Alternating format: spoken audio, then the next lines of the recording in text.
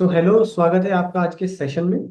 मेरा नाम अभिषेक त्यागी है और मैं इन्वेस्टमेंट स्ट्रेटेजिस्ट हूँ एसेट प्लस में। तो आज हम बात करेंगे इक्विटी म्यूचुअल फंड में वैल्यू फंड कैटेगरी के बारे में। ये वैल्यू इन्वेस्टिंग क्या होती है एंड ये कैसे काम करती है। तो आज इस वैल्यू फंड कैटेगरी में हमारा फोकस रहेगा बंधन स्टर्लिंग वैल्यू फंड पर। एंड इस पर बात करने के लिए आज हमारे साथ है mister Dylan Pinto ji, who is senior fund manager at Bandhan mutual fund. Sir को 2 डिकेड से भी ज़्यादा का एक्सपीरियंस है एसेट मैनेजमेंट इंडस्ट्री में। एंड अक्टूबर 2016 से सर ये फंड मैनेज कर रहे हैं। So I welcome you sir and thank you so much आज आपने एसेट प्लस के लिए टाइम निकाला। तो सबसे थैंक पहला यू। क्वेश्चन मैं आपसे ये पूछना चाहता हूँ कि ये वैल्यू फंड कैटेगरी कैसे काम करती है एंड ये कैसे फ्लेक्सी कैप कैटेगरी से अलग है। This is a very good question, Abhishek. Actually, flexi cap category और वैल्यू कैटेगरी मेरे ख्याल से बहुत ज़्यादा फर्क नहीं है। क्योंकि दोनों कैटेगरी में the fund manager has complete freedom कि कितना लार्ज कैप होना चाहिए, मिड कैप होना चाहिए, स्मॉल कैप होना चाहिए। So complete freedom and call is with the fund manager to decide how to allocate the capital in the fund, right? So from that perspective, मेरे को लगता नहीं कि there is any big difference between the two categories. I think where the differentiation comes is in the thought process or fund philosophy जो हम लोग कहते हैं कि growth और value हम कैसा define करने का, हम्म। right? So I think that is where the differentiation really comes from.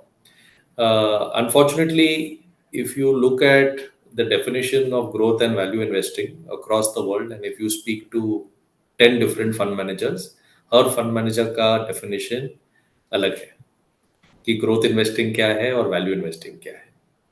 So ये बहुत complicated subject है in some sense और बहुत debate होते हैं इसके बारे में. But I think that from a perspective of an investor, you must have your money in both strategies over long periods of time क्योंकि कभी एकदम प्योर ग्रोथ स्टाइल इन्वेस्टिंग चलते हैं, कभी एकदम प्योर वैल्यू स्टाइल इन्वेस्टिंग चलते हैं, कभी बीच वाला स्टाइल चलते हैं. So I think from an investor perspective अगर 10 साल का व्यू लेंगे या 20 साल का व्यू लेंगे, दोनों स्टाइल के अंदर एलोकेशन जरूर होना चाहिए. Okay. So flexi cap category and value fund category मोटा मोटा सेम ही है। बट फ्लेक्सी कैप में आप ग्रोथ स्ट्रेटेजी भी फॉलो कर सकते हैं, वैल्यू भी कर सकते हैं आई थिंक। एंड आप वैल्यू वैल्यू फंड में वैल्यू स्ट्रेटेजी ही फॉलो करें। So this is I think only the difference, right sir. Yes. तो जैसे हम सबको पता है सर कि कोई भी एएमसी या तो वैल्यू फंड इशू कर सकती है या कॉन्ट्रा फंड। सो बंधन ने ये वैल्यू फंड ही क्यों चूज किया, why not Contra. Okay. So this is a good question. जो एक्चुअली जब सेबी ने कैटेगराइजेशन किया इन 2018, अपने पास काफ़ी सारे चॉइसेस थे. फ्लेक्सी कैप थे, फोकस्ड कैटेगरी थे, वैल्यू कैटेगरी थे. So there were many choices. I think as far as Bandhan Sterling Value Fund is concern, हम लोग ने सोचा कि हमारा investment philosophy in terms of portfolio construction, in terms of क्या stocks लेते हैं, etc. वो थोड़ा value focused वाला philosophy है. ओके। तो इसलिए हम लोग सोचा कि हम लोग वैल्यू कैटेगरी में डालते हैं rather than Contra category. But if you ask me, Contra category और वैल्यू कैटेगरी में कुछ फर्क नहीं. मेरे को लगता है दोनों सेम ही है in some sense. Maybe contra category value से बहुत ज़्यादा फोकस्ड है on betting against the market. Okay. In the sense that let's say last 1 year private bank चला ही नहीं, तो contra fund should logically be buying lot of private banks क्योंकि last 1 year में return तो दिया ही नहीं private banks ने. So I think to that extent contra is a deeper kind of definition for value investing. But मोटा मोटी दोनों same ही है. तो we just chose value category. कोई बड़ा डीप साइंस नहीं है उसके पीछे. Okay. And that's how it became Bandhan Sterling Value Fund. Okay. So अगर हम बंधन वैल्यू फंड की बात करें, आप इसमें क्या इन्वेस्टमेंट स्ट्रेटेजी फॉलो करते हैं कि कब किस कंपनी में एंट्री लेनी है और कब एग्जिट करना है, ये कैसे डिसाइड होता है। तो हमारे पास अब दो तीन थॉट प्रोसेसेस हैं when we think of the portfolio in terms of how we define value. तो पहले चीज़ ये है कि we try and define value across market caps. Hmm. So कभी लार्ज कैप सस्ता होता है, कभी मिड कैप सस्ता होता है, कभी स्मॉल कैप सस्ता है. So if you look at 2019, mid and small cap was much cheaper than large cap at that point of time. क्योंकि flavor of the market थे कि large caps are the ones to own and mid and small cap काफी underperform किया. तो valuations were very cheap and we were of the view that you should be more invested in mid and small caps in 2019. लेकिन आज का दिन अगर हम लोग देखें, हमारा व्यू एकदम उल्टा है कि you should be more cautious on mid and small caps and you should be more invested in large caps क्योंकि अभी mid and small cap का valuation जो है वो large cap से premium large cap के premium में trade होता है. So to our mind, you can define value across market caps and उस हिसाब से fund का positioning अपने आप change हो जाता है, right? So we used to be more overweight mid and small cap in 2019 और आज का दिन में अपना large cap overweight ज़्यादा है in terms of tilt of the fund, ठीक है ना? So वो एक चीज है. दूसरा है you can we look at value across sectors, right? तो कभी आईटी सस्ता होता है, कभी फार्मा सस्ता होता है, कभी बैंकिंग सस्ता होता है, या कभी कैपिटल गुड्स महंगा होता है, या रियल एस्टेट महंगा होता है, या डिफेंस स्टॉक्स महंगा होता है, right? So we look at different sectors and we compare the sectors versus each other, और हम लोग ये सेक्टर मार्केट के कंपैरिजन भी करते हैं, right? And we decide which are the 3 or 4 sector जो हमको अच्छा लगता है from a valuation perspective, right?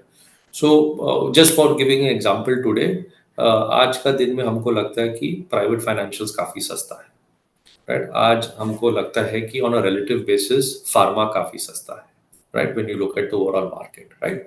आज हमको लगता है कि ऑटो काफी ठीक ठाक है when you look on a relative basis versus the market, right? So these views will keep changing depending on how the sectors perform over a period of time, but this is a second way of how we think of value investing, right? और तीसरा चीज जो है in terms of how we think about value investing is on a एकदम bottom up approach, कि हर stock का view लेता है, right? And this bottom up view specially when we are looking at small cap companies, कि कभी कभी होता है कि छोटे मोटे सेक्टर्स होते हैं, जैसा टेक्सटाइल्स होते हैं, या टायर्स होते हैं, या बैटरीज होते हैं, राइट? या एग्रोकेमिकल्स होते हैं, सो वेरी स्मॉल सेक्टर्स जिसमें निफ्टी में बड़ा रिप्रेजेंटेशन नहीं है, राइट?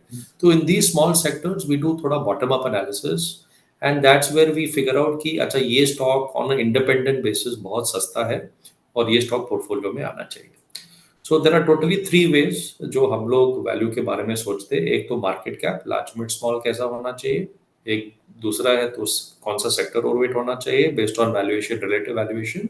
और तीसरा है बॉटम अप अप्रोच की कौन सा एब्सोल्यूट स्टॉक हमको लगता है कि यहाँ से डाउनसाइड ज्यादा है ही नहीं लेकिन अपसाइड बहुत हो सकता है. Okay okay. सो ये तो बात हुई हमारी इन्वेस्टमेंट स्ट्रेटेजी के बारे में. सो जब कोई भी इन्वेस्टर किसी भी फंड में इन्वेस्ट करता है, वो ये जानना चाहते हैं कि मेरा एक्सपोजर मुझको लार्ज में मिलेगा, स्मॉल में मिलेगा, या मिड में मिलेगा. तो मैं आपसे यही जानना चाहता हूँ, इन द पास्ट क्या आपका रिकॉर्ड रहा है, एवरेज आपने कितना होल्ड किया है अक्रॉस मार्केट का? So that again changes with time, but if you think about how our fund is constructed, हमारा पास एक रेंज है. तो लार्ज कैप का रेंज है मिनिमम 30% और मैक्सिमम 60%. ओके. तो इस रेंज के बीच में अपना फंड का allocation will keep moving, right? So अगर हमको लगता है कि लार्ज कैप बहुत ओवर वैल्यूड है तो लार्ज कैप करीब 30% के साइड पे जाएगा, और अगर हमको लगता है कि लार्ज कैप बहुत अंडर वैल्यूड है तो लार्ज कैप 60% रहेगा पोर्टफोलियो के अंदर, राइट? सो ये रेंज है, और बाकी जो नंबर है लार्ज कैप के अलावा वो मिड एंड स्मॉल कैप में जाएगा ऑटोमेटिकली, राइट? तो ये हमारा एसेट एलोकेशन फ्रेमवर्क है. So depending on whether we think large cap is expensive या सस्ता, we will keep moving the asset allocation within this band of 30 to 60%. Okay. तो इस रेंज से ये तो समझ में आता है कि आपका फंड लार्ज कैप ओरिएंटेड तो नहीं है. जैसे कुछ फंड्स होते हैं वो 70-80% एक्सपोजर लार्ज कैप में ले लेते हैं. सो जब भी कोई इन्वेस्टर इन्वेस्ट करेगा उसको ये पता होगा कि उसका कुछ पार्ट मिड एंड स्मॉल में भी जाने वाला है. यस, हमेशा रहेगा थोड़ा मिड एंड स्मॉल कैप का एलोकेशन, हमेशा रहेगा. यस. ओके. तो अगर सर हम तो बात इसलिए मैंने पहला बोला कि वैल्यू और फ्लेक्सी कैप में बहुत फर्क नहीं है.